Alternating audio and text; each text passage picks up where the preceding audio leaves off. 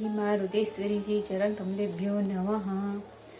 माँ, आपने हमने पिछले वीडियो में बताया कि कुंडली जब हमारे शरीर में जगती है तो हमें कैसा महसूस होता है या हमारे शरीर में क्या होता है, उसके हमें जानकारी दी। इसके लिए मैं आपको प्रणाम कर रही हूँ।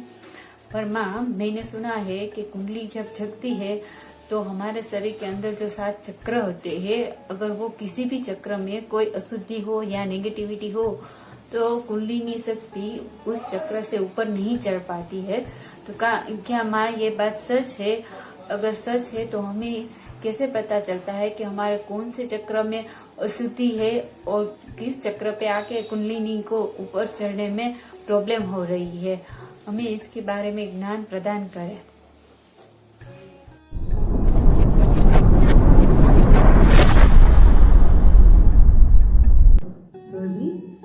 आपका प्रश्न बहुत अच्छा है, मीनिंगफुल है।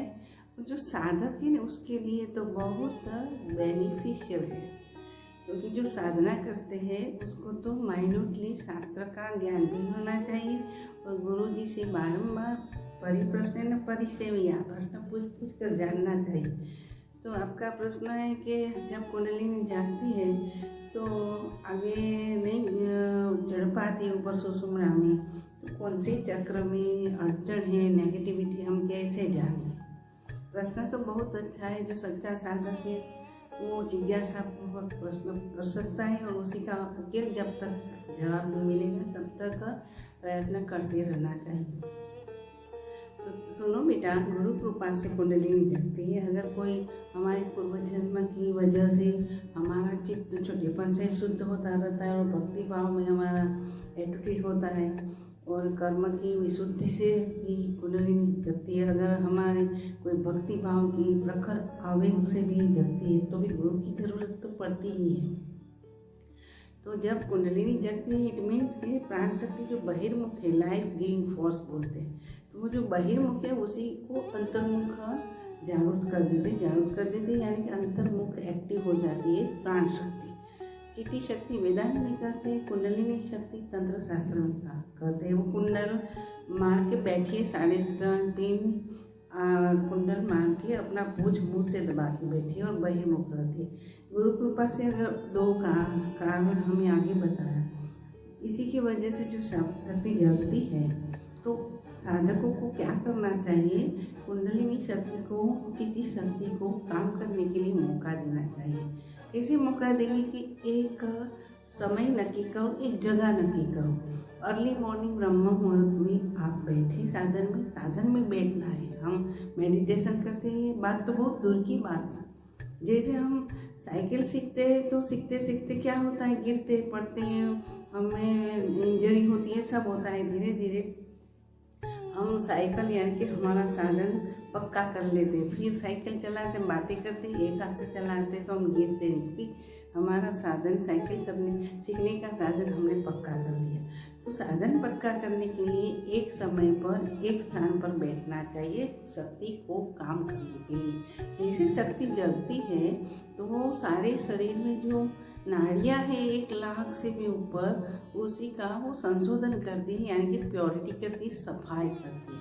इसीलिए अलग अलग तौर पर वो परफॉर्म करती है।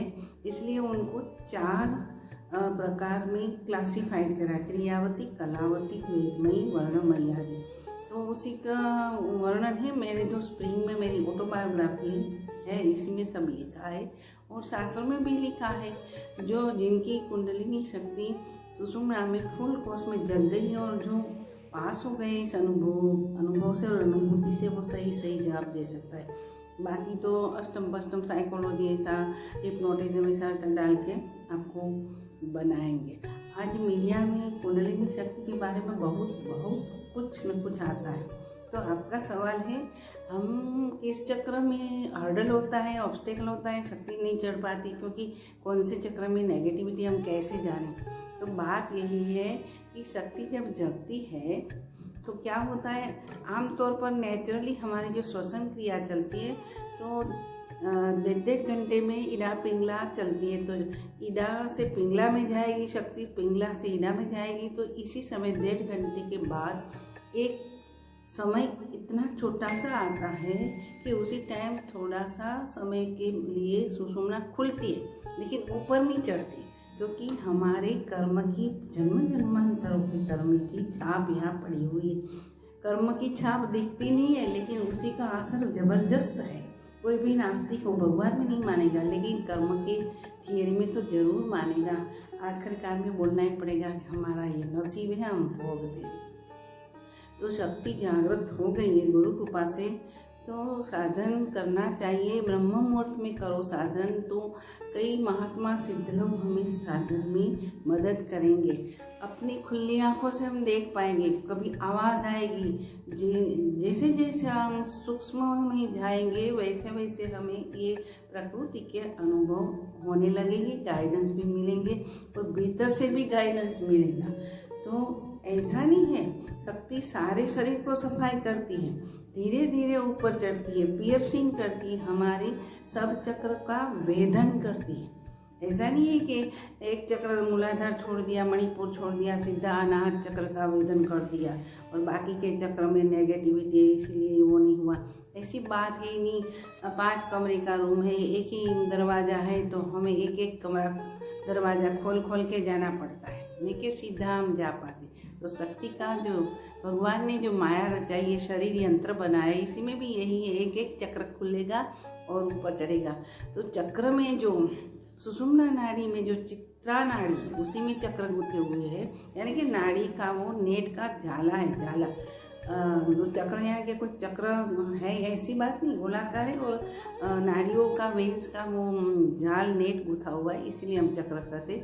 कभी कभी कोई शास्त्र में कमल भी कहते हैं। एक्टिव करना है उसको, उल्टा है तो उसका सीधा करना है, ऐसी ऐसी भी बातें हैं। लेकिन जैसे जैसे हम साधन को महत्व देंगे, समय ज़्यादा देंगे, वैसे वैसे हमारी भीतर की सफाई होगी। सफाई किसकी? जन्म जन्मांतर के जो हमारे कर्मों की सारा और नरसा कर्मों की जो छाप है, उसको उखाड़ उखाड़ कर फेंक देती है। इसीलिए उसी को क्रिया होती है, क्रियावती के तौर पर काम करती है। आसन, प्राणायाम, मुद्रा, भजन आदि सब जो कुछ चलता है, आपको तो मालूम ही दीक्षा ली है, इसलिए आप बैठती है ध्यान में। तो बात यही है कि ऊपर चढ़ना है तो एक एक चक्रों को एक्टिव शक्ति खुद करती है, हम नहीं करते। तो इंग्लिश में उसे कैथारसिस कहते हैं। जो क्रियाएं होती है ना, उसी को साइकोलॉजी में कैथारसिस कहते हैं। जैसे जैसे दर्पण शुद्ध होगा, वैसे वैसे प्रतिबिंब ठीक रहेगा, ठीक पड़ता है, स्वच्छ पड़ता है, सही पड़ता है। तो वैसे वैसे जब षट चक्र को भेद करके आज्ञा चक्र तक शक्ति ऊपर चढ़ जाती है, तब समझना कि हमारे सब चक्र का वेदन हो गया। जब चक्र का वेदन होगा ने, तब समझना फट फट आवाज आएगी। मुझे तो ये अनुभव है, बिल्कुल छोटेपन में शक्तिपात क्या चीज़ है, साधना क्या चीज़ है, वो कुछ नहीं मालूम था। बिल्कुल छोटी उम्र में ये होता था। तो मैं सब हमारे जो छोटेपन में जो शिक्षक होते उसको पूछती थी, कॉलेज के प्रोफेसर को पूछती थी, मेरे पापा को पूछती थी, कोई मुझे समझा नहीं पाते थे। गुरु जी मिले तब मैंने सब बताया, तो सब मालूम हो गया। उनकी कृपा हुई तो सब अपने आप समझ में आने लगा। आध्यात्मिक अर्थ शास्त्र का जो गुढ़ अर्थ है, मिस्टिक है, वो समझ में आने लगेगा।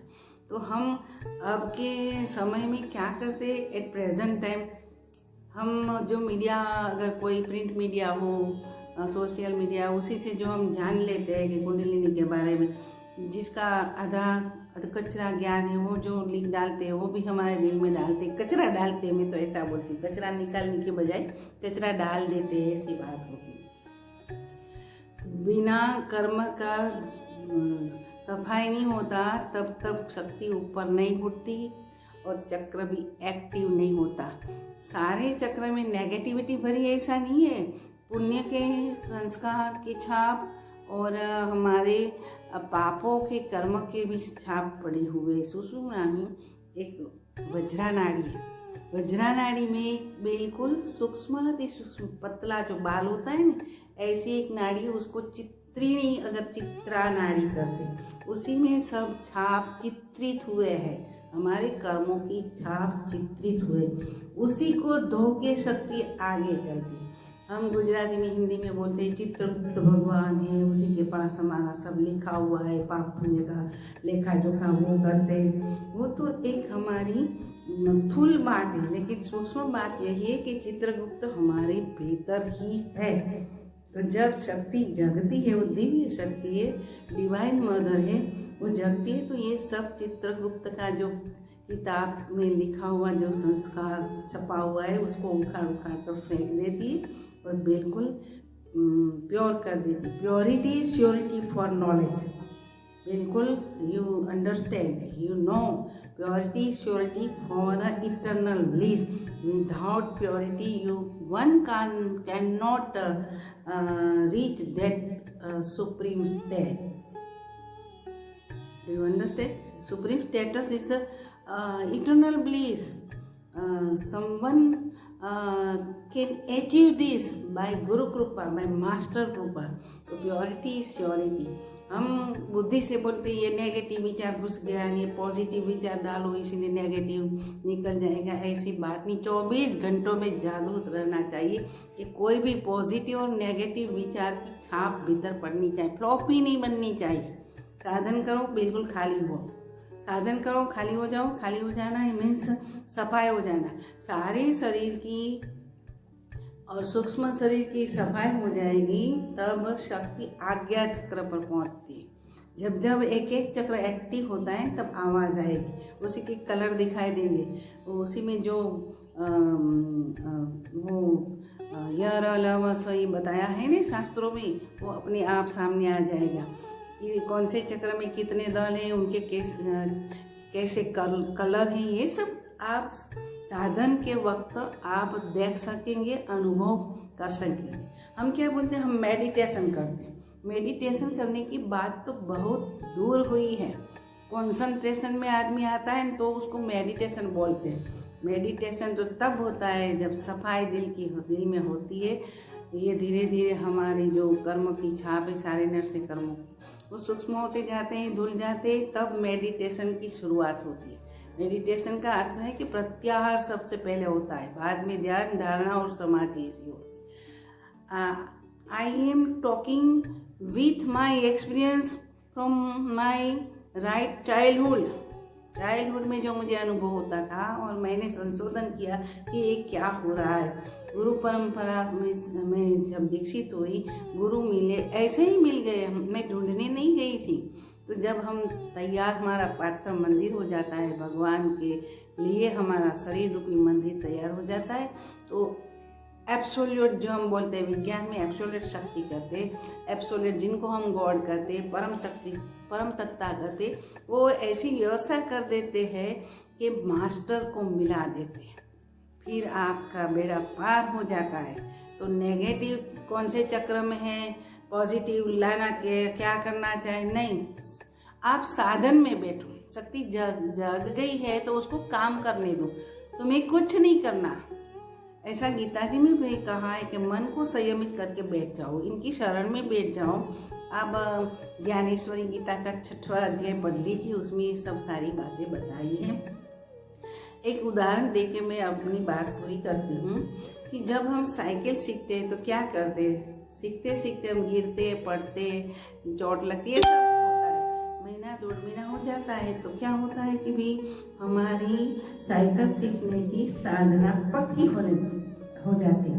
पक्की साधन हमारा पक्का हो जाता है, साइकिल हमारा साधन है, उसको हम सीखते हैं। तो जब साइकिल संपूर्ण हम सीख लेते हैं तो एक हाथ से चलाते हैं, बातें करते करते चलाते, फिर भी हम गिरते नहीं, क्योंकि हमारा साधन पक्का हो गया है। वैसे ही जब हम साधन में बैठते बैठते हमारा ये सफाई पक्की हो जाएगी, श्योर हो जाएंगे, और हम मेडिटेशन में पहुंच जाएंगे, यानी कि आज्ञा चक्र तक, यहाँ तक हम पहुंच जाएंगे, तो हमें स्थिरता मिलेगी, आनंद मिलेगा। प्रकृति सूक्ष्मतम पर बात कार्य करेगी, उसी आज्ञा चक्र से जंप लगा के हमें अपरोक्ष अनुभूति में जाना है। वहाँ पूरी मास्टर की कृपा चाहिए। जो मास्टर की कृपा पर, अगर मास्टर पर हमारी श्रद्धा शिथिल हो गई तो हमारा साधन शिथिल हो जाएगा, नीचे आ जाएंगे, फिर हमारी सोच बदल जाएगी, ये क्या करना है ये। लेकिन जिनको आत्मज्ञान प्राप्त करना है उसी को तो अपनी ओर से, अपनी साइड से इंडिविजुअल, यानी कि इतना एफोर्ड करो कि श्योरिटी मिल जाए, प्योरिटी आ जाएगी तो श्योरिटी मिल जाएगी कि ज्ञान अवश्य होगा। ज्ञान यानी कि आत्मशास्त्र साक्षात्कार, self realization. Self realization means अपरोक्षानुभूति, जिसको हम अव्याख्या कहते हैं। हम उसकी व्याख्या नहीं करते, समझा नहीं पाते कि उसी में क्या होता है, सिर्फ आनंद ही आनंद बचा रहता है। सेल्फ रैप्चर, यही स्थिति आनी चाहिए। तो नेगेटिविटी पॉजिटिविटी ये बात है हम सोचते हैं, लेकिन साधन कर